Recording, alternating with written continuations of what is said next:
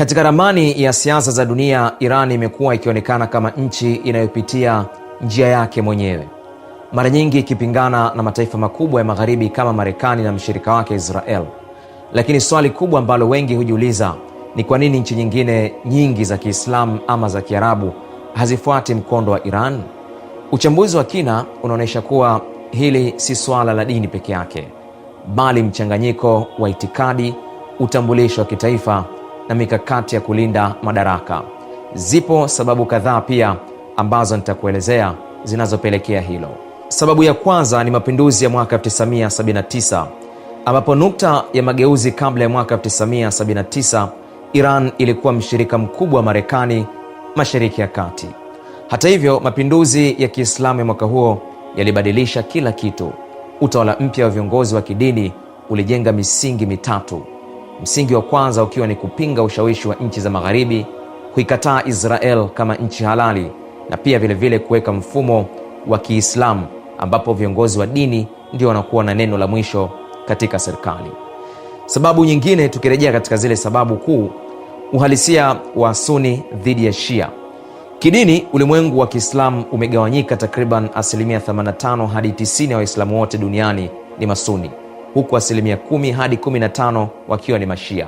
Wakati huo Iran ni taifa ambalo la kipekee sana, kwani 90% ya watu wake ni Mashia, hali ambayo inatengeneza mpaka wa kifikra na kimfumo kati ya Iran na majirani zake wengi wa Kiarabu ambao ni Masuni. Mfano mfupi ni Saudi Arabia. Lakini pia vile Uajemi dhidi ya Uarabu ni tofauti nyingine kubwa na ni ya kikabila na kitamaduni. Iran si nchi ya Kiarabu, ni nchi ya Waajemi, yani Persians, wanaozungumza Kifarsi. Hali hii inatengeneza ushindani wa kihistoria wa ustaarabu dhidi ya ustaarabu kati ya Waajemi na Waarabu, jambo ambalo linafanya ushirikiano wa kisiasa kuwa mgumu zaidi. Kwa nini nchi zingine za Kiislamu zinashirikiana na Marekani? Wakati Iran ikichagua njia ya mapambano, mataifa kama ya Saudi Arabia, Jordan, Misri na Imarate yamechagua ushirikiano wa Marekani kwa sababu zao kuu. Ya kwanza ikiwa ni usalama. Marekani inatoa ulinzi wa kijeshi dhidi ya vitisho vya kikanda. Lakini pia katika masuala ya uchumi, mahusiano ya kibiashara na uwekezaji kutoka magharibi ni muhimu kwa utulivu wao.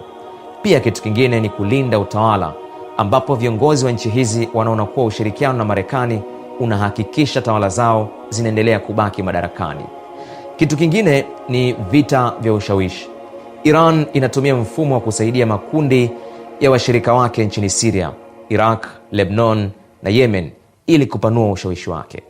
Saudi Arabia na washirika wake wanaona hatua hii ni kama tishio la moja kwa moja kwa usalama wao. Hivyo mgogoro huu si wa kidini peke yake, bali ni siasa za nguvu, kwa kimombo power politics, kuhusu nani ambaye anapaswa kuwa kiongozi katika Mashariki ya Kati. Mgogoro wa Iran na mataifa mengine Mashariki ya Kati si rahisi kama ambavyo unavyoonekana. Ni mchezo wa chess wa kisasa ambapo kila nchi inapigania mustakabali wake. Wakati Iran ikijiona kama kiongozi wa mapinduzi na upinzani, nchi zingine zinaona utulivu na uchumi kupitia ushirikiano wa kimataifa ndio njia sahihi. Yapi maoni yako? Mimi ni Khalid Omar.